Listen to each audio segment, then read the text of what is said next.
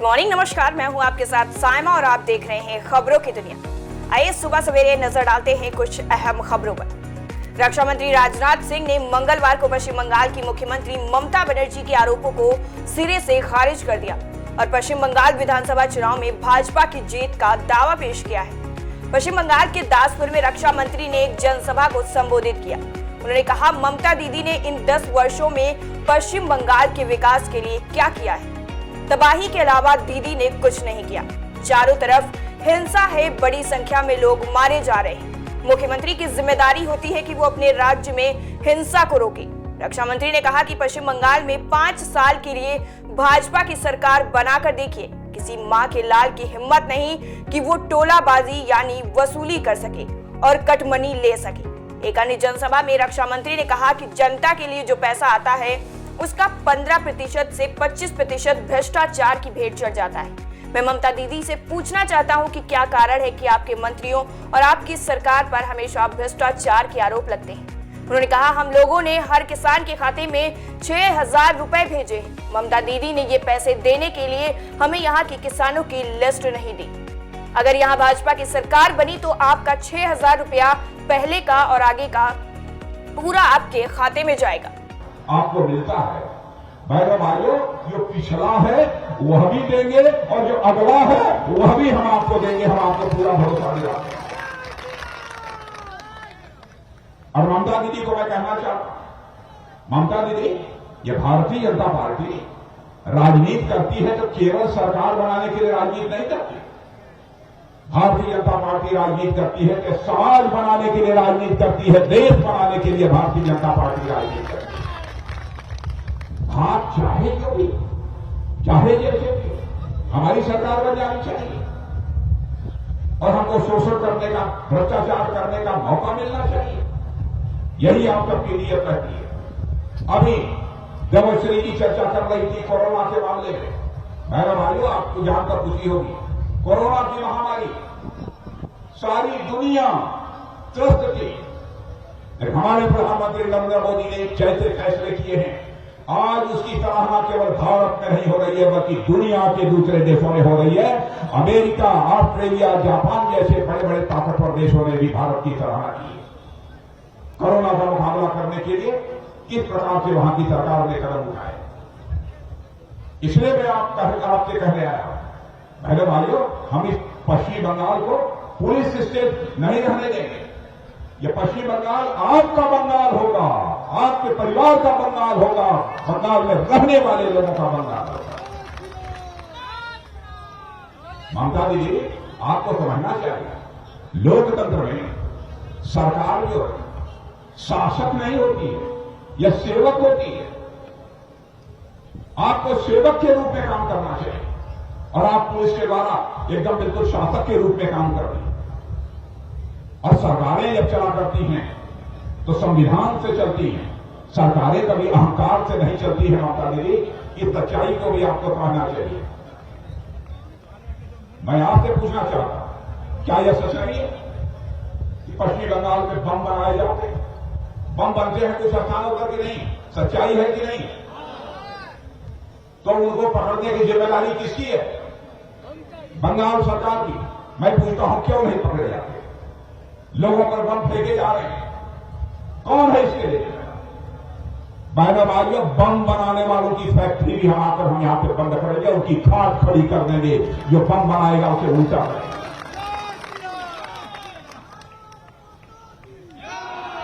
और मेरे बहनों भाइयों, भारतीय जनता पार्टी का इतिहास रहा है, जो हमने कहा वो हमने किया। विश्वास का संकट, क्राइसिस ऑफ क्रेडिबिलिटी हम लोगों ने भारत में कभी भी पैदा नहीं होने दी। हमारे डॉक्टर श्यामा प्रसाद मुखर्जी ने पार्टी की स्थापना के समय जो कहा था कि हमारे धारा 370 जम्मू कश्मीर की समाप्त करेंगे। जम्मू कश्मीर का भी वही दर्जा होगा जो भारत के अन्य राज्यों का दर्जा है। हम लोगों को बहुमत हासिल हुआ केंद्र है, हमने करके दिखा दिया। मेरे बहनों भाइयों, धारा 370 छुट्टी बजाकर हम लोगों ने समाप्त किया।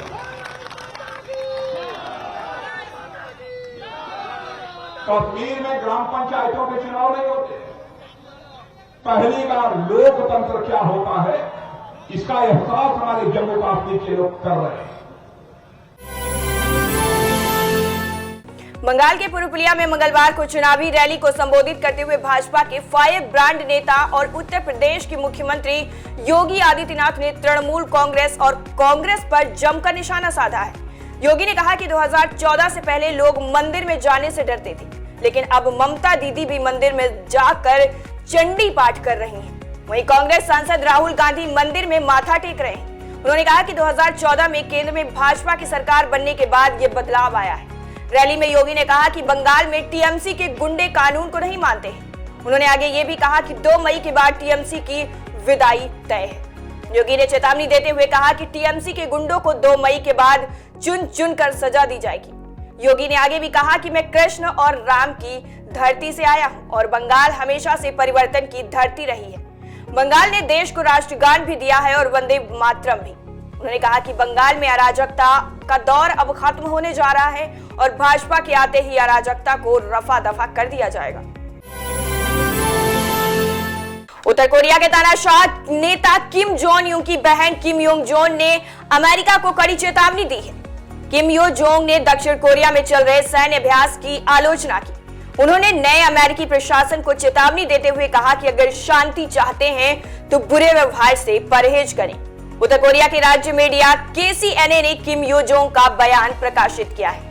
ज्ञात हो कि किम जोंग उनकी बहन का बयान ऐसे समय पर आया है जब अमेरिका रक्षा और विदेश मंत्री सियोल के दौरे पर आने वाले हैं।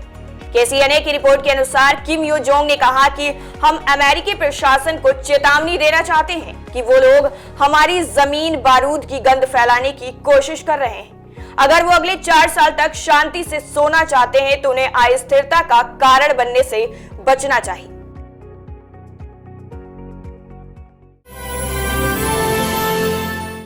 प्रधानमंत्री नरेंद्र मोदी की 2 दिवसीय बांग्लादेश यात्रा कई मायने में उपयोगी और ऐतिहासिक होगी।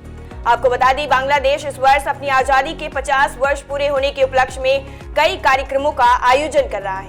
यह आयोजन बांग्लादेश के निर्माता शेख मुजीब उर रहमान के सम्मान में हो रहा है। बांग्लादेश के इस राष्ट्रीय पर्व और उत्सव में पीएम मोदी भी हिस्सा लेंगे। प्रधानमंत्री मोदी 25 और 26 मार्च को ढाका में रहेंगे।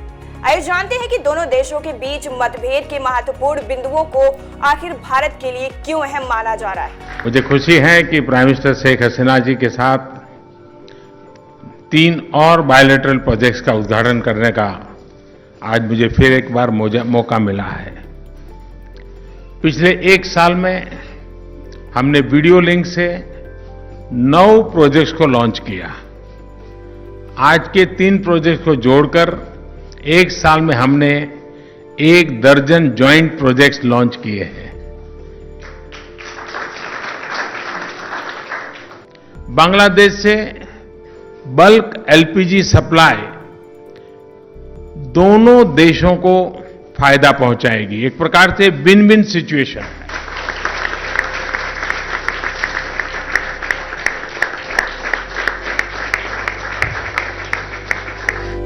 किंग्स ऑफ लंदन में विदेश और सामरिक मामलों के प्रोफेसर हर्ष वी पंत का मानना है कि बांग्लादेश के अस्तित्व में आने के बाद से ही दोनों देशों के बीच संबंधों में उतार चढ़ाव तो जरूर आए हैं, लेकिन दोनों एक दूसरे के लिए बहुत ही महत्वपूर्ण बने रहे। भारत और बांग्लादेश के संबंध कभी भी चिंताजनक रूप से तनावपूर्ण नहीं रहे। दोनों देशों के बीच अलबत्ता परस्पर हितों और मुद्दों को लेकर समय समय पर मतभेद पैदा होते रहे। आखिर भारत और बांग्लादेश के बीच किन मुद्दों को लेकर मतभेद हो रहे हैं, आइए जानते हैं ये खास वजह।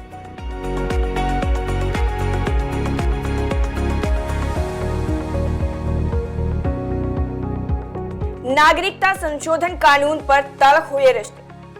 साल 2019 में दोनों देशों के बीच संबंधों में तब तल्खी देखने को मिली जब मोदी सरकार ने नागरिकता संशोधन कानून पारित किया था।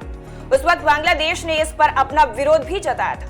बांग्लादेश की प्रधानमंत्री शेख हसीना ने इस कानून को गैर जरूरी बताया था। इसके बाद बांग्लादेश ने दोनों देशों के बीच प्रस्तावित द्विपक्षीय दौरे और मुलाकात कार्यक्रमों को भी रद्द कर दिया था। शेख हसीना ने कई महीनों तक भारत के उच्चायुक्त से भी मुलाकात करने से इनकार कर दिया था। हालांकि इस कानून को लेकर भारत की शुरू से दलील रही है कि यह उसके देश का आंतरिक मामला है, इसमें किसी अन्य देश को हस्तक्षेप नहीं करना चाहिए।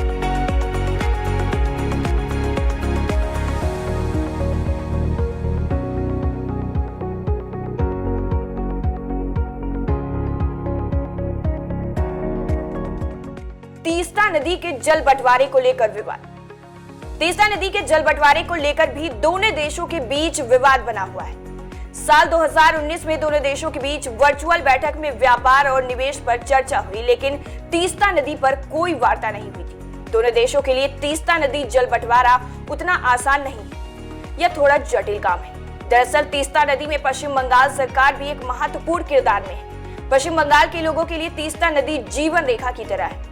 पश्चिम बंगाल का कहना है कि तीस्ता नदी का जल बांग्लादेश के साथ बांटा जाएगा तो फिर पश्चिम बंगाल में सूखे की स्थिति पैदा हो जाएगी।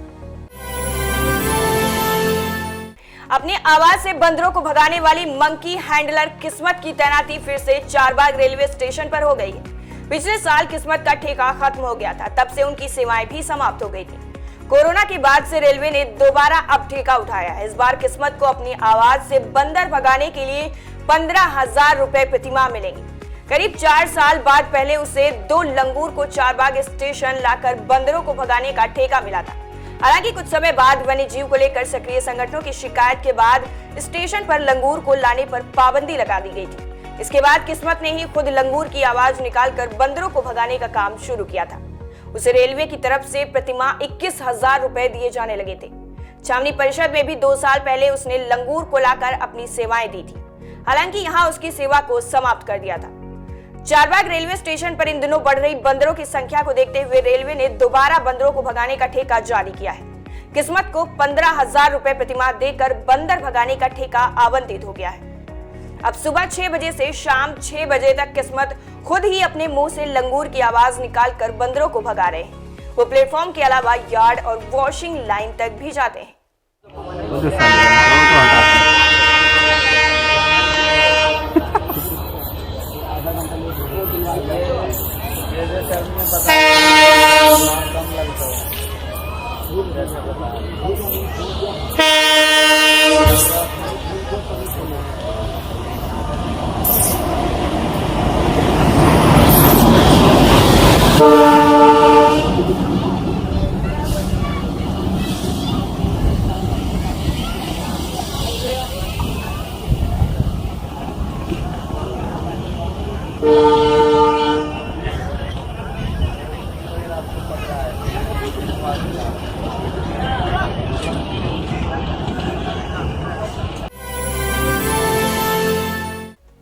प्रधानमंत्री नरेंद्र मोदी के मुख्य सलाहकार पीके सिन्हा ने मंगलवार को इस्तीफा दे दिया है।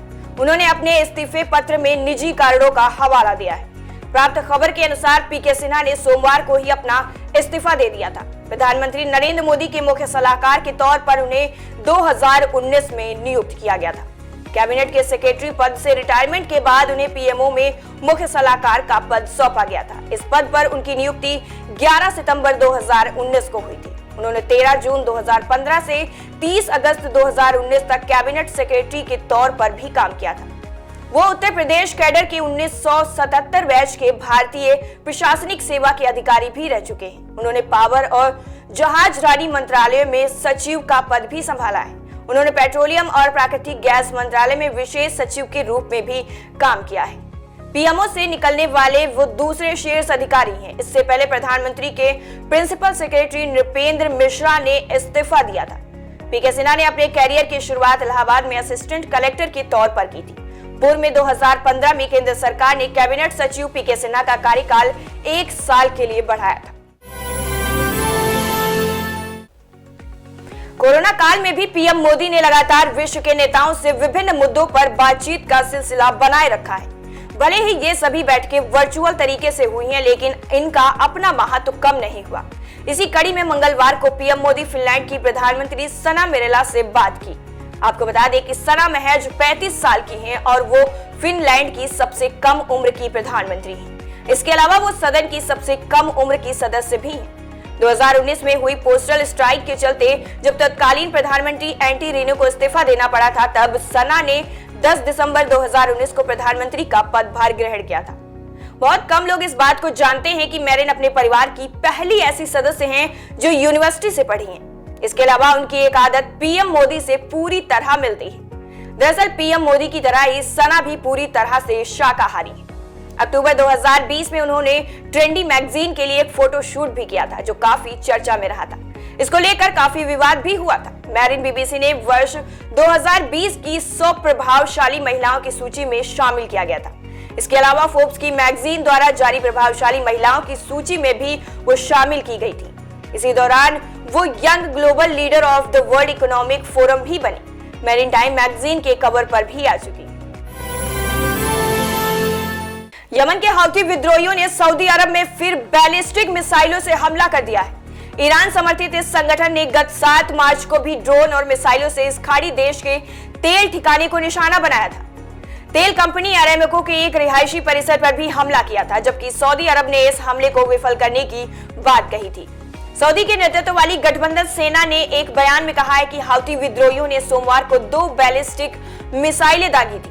मिसाइलें यमन सेना से सटे दक्षिणी सऊदी अरब के निर्जल इलाकों में गिरी। गठबंधन ने यह भी बताया कि उत्तरी यमन के सादाह प्रांत में बैलिस्टिक मिसाइलों के लिए बनाए गए एक बंकर और लॉन्च पैड को ध्वस्त कर दिया गया है। यहीं से मिसाइलें दागी गई थी। गठबंधन ने कहा कि हम नागरिकों की सुरक्षा के लिए खतरे वाले ठिकानों को ध्वस्त करने के लिए कदम उठा रहे हैं। हौथी विद्रोहियों का राजधानी सना समेत यमन के ज्यादातर हिस्सों पर कब्जा है, जबकि 2015 से सऊदी गठबंधन ने हौथी विद्रोहियों के खिलाफ अभियान छेड़ रखा है। हौथी विद्रोही अक्सर ही यमन से सटे सऊदी के सीमावर्ती इलाकों को निशाना बनाते रहे। सितंबर 2019 में अरामको के तेल संयंत्रों को ड्रोन से निशाना बनाया गया था। इसकी जिम्मेदारी हौथी विद्रोहियों ने ले ली थी, जबकि सऊदी ने ईरान को जिम्मेदार ठहराया था। केंद्र ने लोकसभा में दिल्ली राष्ट्रीय राजधानी राज्य क्षेत्र शासन संशोधन बिल 1991 पेश किया है। इसके तहत केंद्र सरकार दिल्ली के उपराज्यपाल की शक्ति को बढ़ाने की कवायद कर रही है। हालांकि केंद्र की इस पहल को लेकर दिल्ली की सियासत एक बार फिर से गर्मा गई है। अब नए प्रस्तावित बिल के तहत दिल्ली सरकार का अर्थ दिल्ली के उपराज्यपाल होंगे। दिल्ली सरकार को किसी भी तरह के फैसले स्वतंत्र रूप से लेने का अधिकार नहीं होगा। इसके लिए उपराज्यपाल की मंजूरी जरूरी होगी। इसके अलावा मंत्रिपरिषद समूह को भी किसी तरह का फैसला लेने से पहले उसे उपराज्यपाल की मंजूरी जरूरी होगी। आपको बता दें कि दिल्ली के उपराज्यपाल और सरकार के बीच कई बार फैसलों को लेकर टकराव सामने आया है। 2019 में दोनों की शक्तियों को लेकर सुप्रीम कोर्ट ने फैसला भी सुनाया था, जिसमें कोर्ट ने दिल्ली पुलिस, पब्लिक ऑर्डर और जमीन संबंधित मामलों पर उपराज्यपाल की अनुमति को जरूरी बताया था। इस बिल में यदि संशोधन को मंजूरी मिल जाती है तो उससे दिल्ली के उपराज्यपाल की शक्तियां पहले से ज्यादा हो जाएंगी।